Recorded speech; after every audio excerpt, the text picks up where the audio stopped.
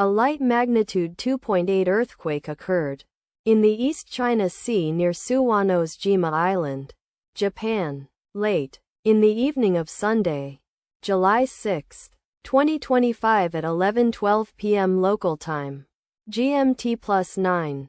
The quake had a very shallow depth of 7.6 kilometers, 4.7 miles, and was not felt, or at least not reported so. First to report. Need after 13 minutes. Data source from Volcano Discovery. Did you feel it?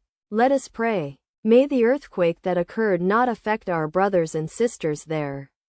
May the earthquake not happen again. And may God protect everyone. Amen.